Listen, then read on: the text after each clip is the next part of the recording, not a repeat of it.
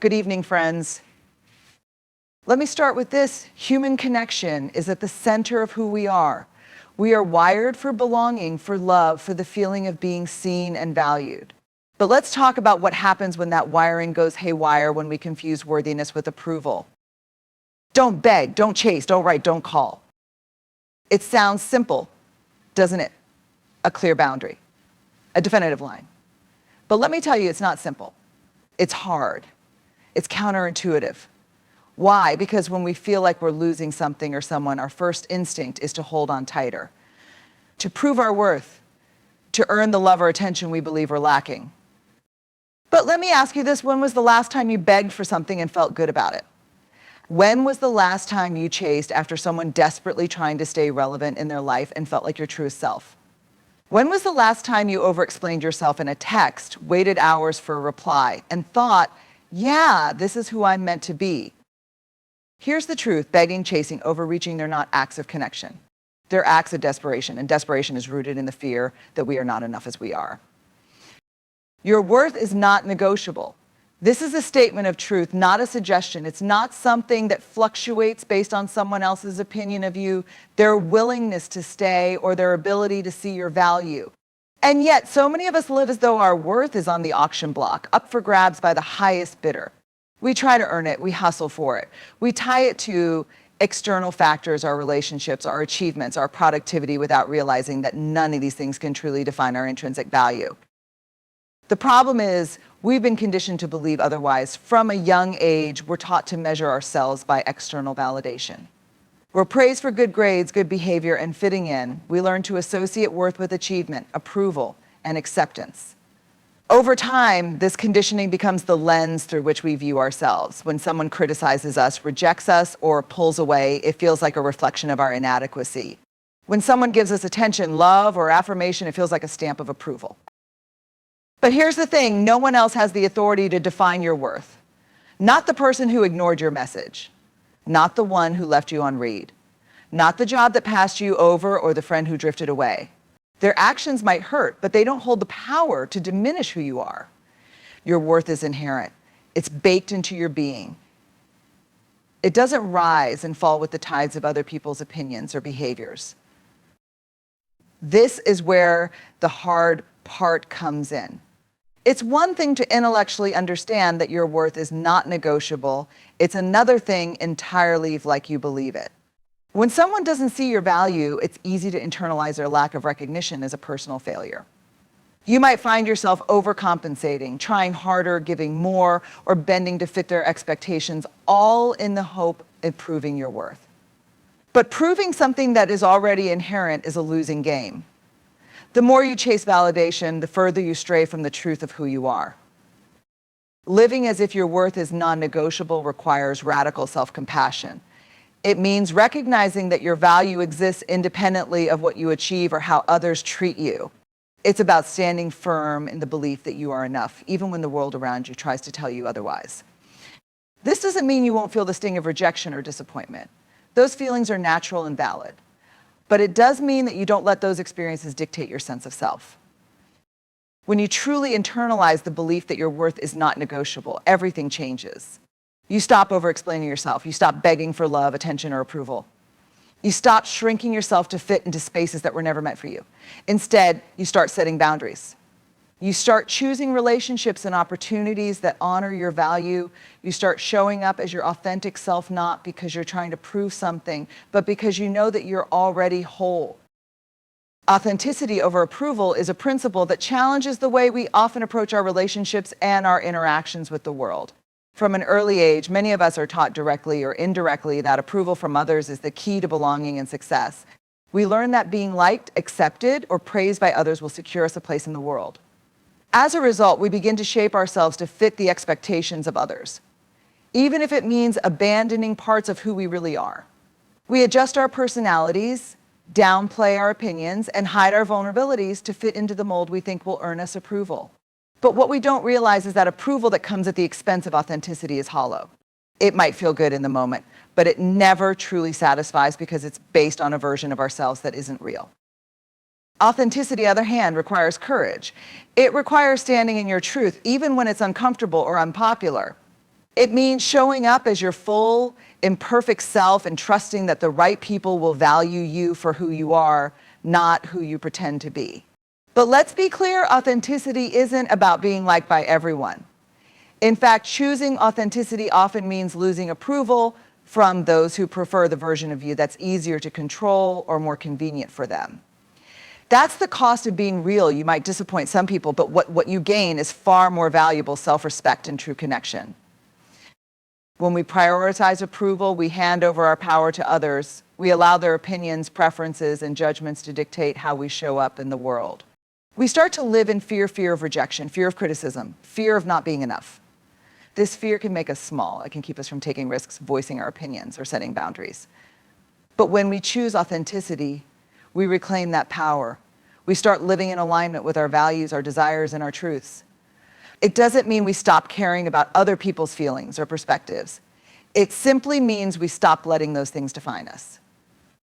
The world doesn't need more people who are good at earning approval. It needs people who are brave enough to be authentic. Authenticity inspires connection because it invites others to be real too. It shows that it's okay to be imperfect, vulnerable, and human.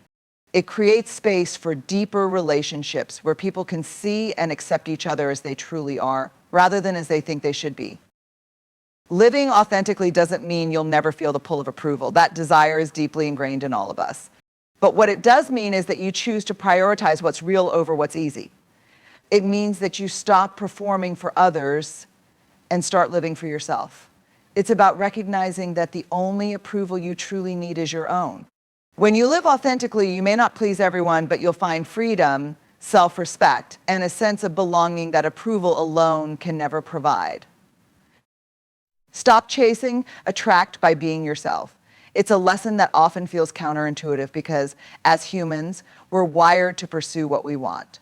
Whether it's love, success, or validation, we often believe that if we just try harder, push more, or run faster, we'll get the outcome we're looking for. We chase relationships, opportunities, and recognition, thinking that relentless pursuit is the only way to get ahead. But what we don't realize is that chasing doesn't just exhaust us, it also pulls us away from our authentic selves. It shifts our focus outward, leaving us disconnected from the inner strength and clarity that come from simply being who we are. When you chase, you put yourself in a position of scarcity. You're operating from the belief that something is missing and that you have to earn it by proving your value or worthiness. This belief is rooted in fear of being overlooked, fear of not measuring up, fear of missing out. The problem is chasing rarely leads to the kind of fulfillment we're looking for. Even if you catch what you're chasing, you often realize that it doesn't feel as satisfying as you hoped. That's because when you abandon yourself in the process of chasing, what you gain will always feel hollow. On the other hand, attraction is about alignment. It's about understanding that your energy, your authenticity, and your self-worth are magnetic when you let them shine. You don't need to chase people, opportunities, or approval when you are rooted in who you are. The right things, those that are meant for you, will naturally gravitate toward you when you create space for them. This doesn't mean you stop taking action or stop pursuing your goals. It means you shift the way you approach them. Instead of chasing from a place of lack, you move forward from a place of self-assurance. When you attract by being yourself, you prioritize authenticity over performance. You let go of the need to impress or please others, focusing instead on staying true to your values, your passions, and your unique qualities. This doesn't just make you more aligned with your purpose. It also makes you more appealing to the people and opportunities that are a good fit for you. Authenticity has a way of drawing in what's right for you because it signals confidence and clarity. It says, this is who I am, and I'm not afraid to show it. Chasing, on the other hand, often comes across as desperation. It sends the message that you don't believe in your own value or that you're willing to compromise your boundaries to get what you want. This energy can push people and opportunities away because it feels unbalanced. But when you stop chasing and start standing in your power, you communicate a sense of self-respect and assurance that naturally draws the right things toward you. Attraction requires patience and trust. It asks you to believe that being yourself is enough and that you don't need to manipulate or force outcomes. It invites you to let go of the fear that you're falling behind or missing out and instead focus on cultivating a life that reflects your values and priorities. This shift in mindset doesn't just change how others perceive you, it also changes how you perceive yourself. By staying true to who you are, You create a foundation of confidence and self-worth that no amount of chasing could ever provide. Discomfort is where growth lies. It's a concept that challenges our natural inclination to seek comfort and stability in our lives. As human beings, we are drawn to what feels safe, familiar, and predictable because it gives us a sense of control. We like to avoid pain, uncertainty, and vulnerability because they make us feel exposed and unsure of ourselves. But the truth is, growth doesn't happen in the safety of our comfort zones. It happens in the spaces where we feel stretched, uncertain, and challenged. Discomfort is not something to fear. It's a sign that you're stepping into new territory. And that's exactly where transformation begins. When you think about the moments in your life that have shaped you the most, they were likely not the easy or effortless ones. They were the times when you faced something difficult, when you had to push through fear, take a risk, or deal with failure. Growth is rarely comfortable because it requires us to let go of what is familiar and step into the unknown. The unknown is where we learn what we're capable of, where we discover strengths we didn't know we had, and where we find new perspectives that shift the way we see the world and ourselves. Discomfort forces us to confront our fears and insecurities. It brings to the surface the parts of ourselves we'd rather avoid or ignore.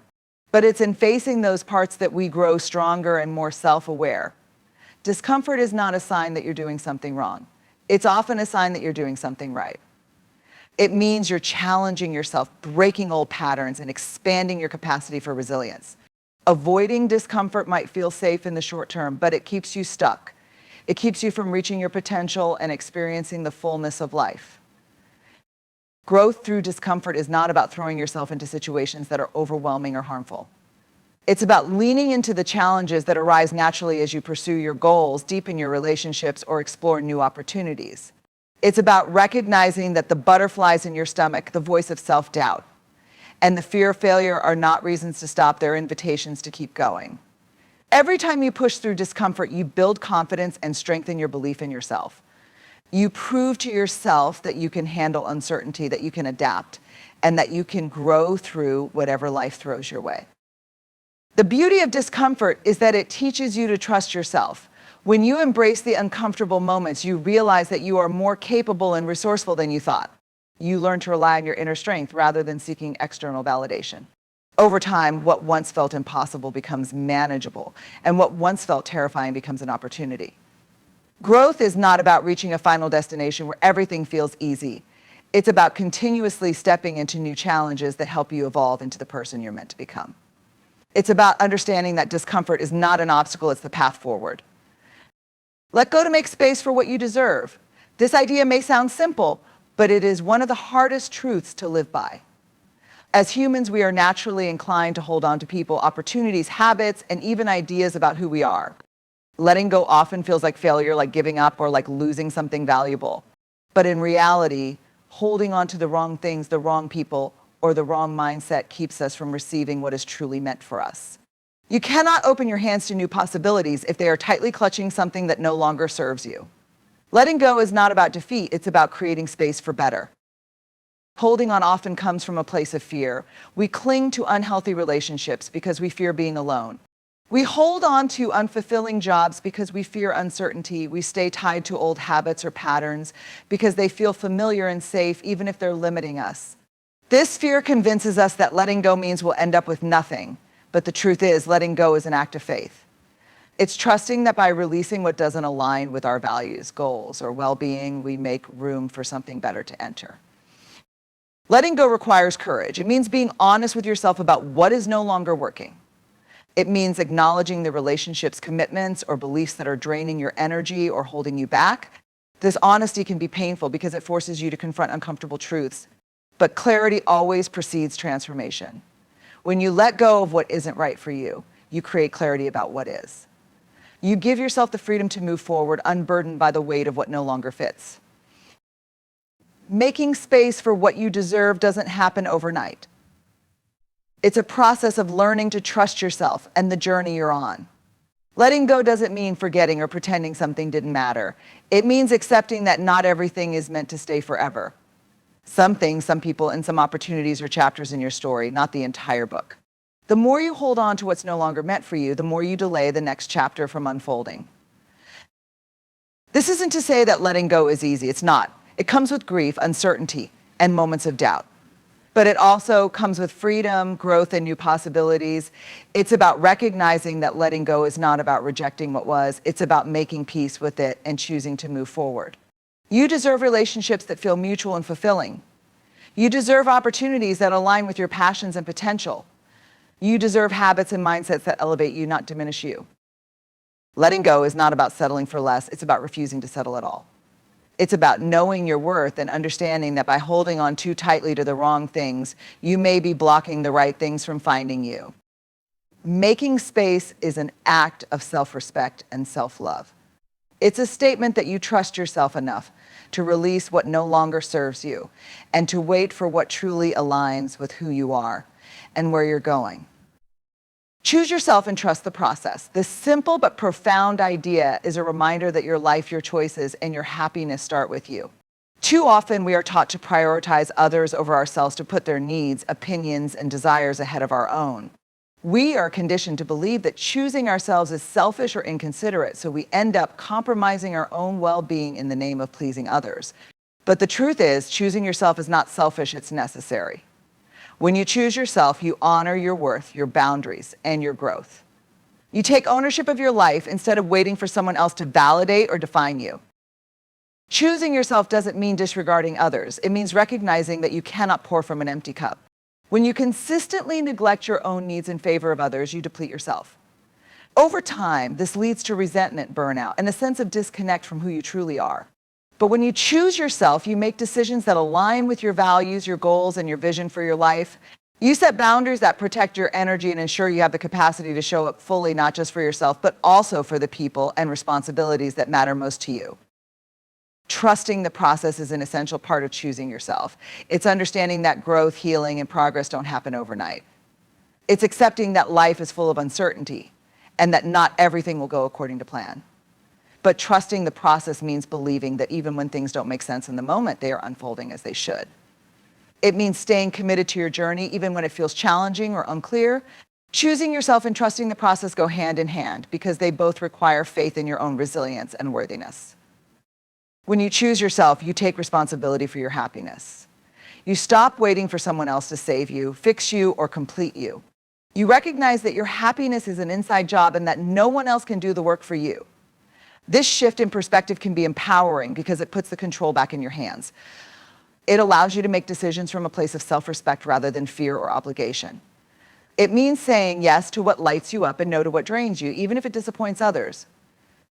Trusting the process also means letting go of the need for immediate results. It's about embracing the idea that every step, no matter how small or difficult, is part of your journey. It means giving yourself grace when things don't go as planned and staying open to the lessons that come from detours and setbacks. Trusting the process requires patience and a willingness to let things unfold in their own time. It asks you to believe that you are exactly where you need to be, even if you can't see the full picture yet. Choosing yourself and trusting the process is an act of self-love and self-belief. It's about understanding that you are worthy of investing in yourself and that the effort you put into your growth and well-being will pay off in ways you might not yet imagine. It's about having faith that the path you're on, even if it's challenging, is leading you to where you're meant to be. In the end, this journey is about reclaiming your power, honoring your worth, and trusting in the process of becoming. And don't beg for what is already yours. Don't chase what isn't meant for you. And don't silence your truth for the approval of others. Lean into discomfort, let go of what no longer serves you, and choose yourself unapologetically. Growth, authenticity, and alignment are not about doing more, but about being true to who you are. When you embrace these principles, you create space for the life, the love, and the opportunities you truly deserve. It all begins with the choice to trust yourself.